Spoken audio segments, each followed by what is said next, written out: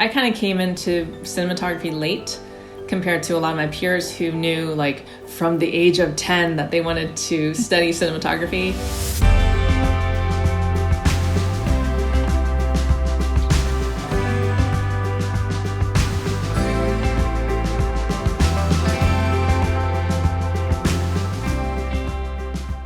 I come from a stills background and I was a photojournalist, so I really loved the work of war photojournalists such as James Knockway, street photographers like Robert Frank and Cartier-Bresson. I really admire their ability to really capture a frame and a story with just one shot. I was living in New York when 9/11 hit and I was working as a stills photographer then. And so after that experience, I realized that life was way too short and that I maybe wanted to pursue something a little different. My then boyfriend, now my husband at the time, was producing a bunch of short films at NYU. He brought me on and I just fell in love with the camera department. I was like, that is so cool. I want to do that, whatever that is. And what I really started to love was the collaboration that happens with filmmaking. We moved across country and I went to UCLA to get my MFA and pursued cinematography.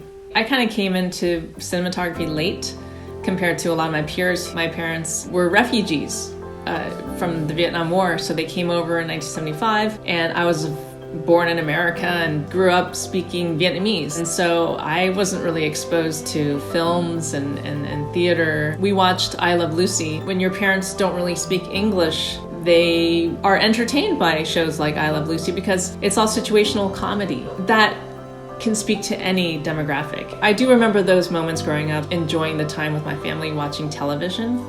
And so that really, inspired me to become a storyteller.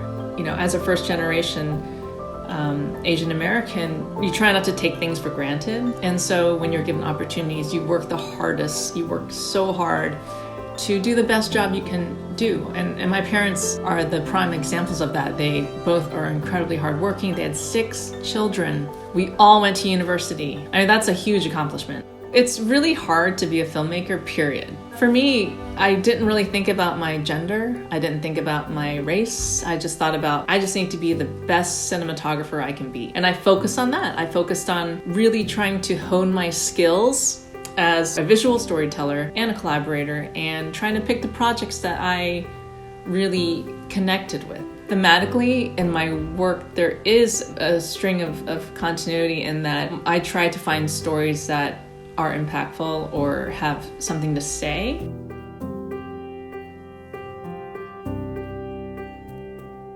The show examines the broader questions about why societally we often don't believe victims of sexual assault. I really have to connect to the material to want to then pursue it.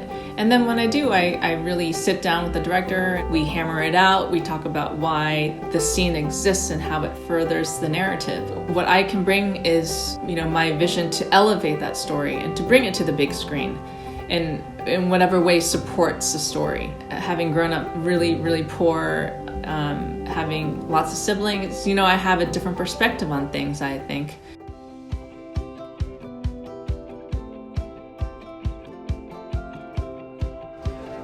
What might have been and what has been point to one end, which is always present.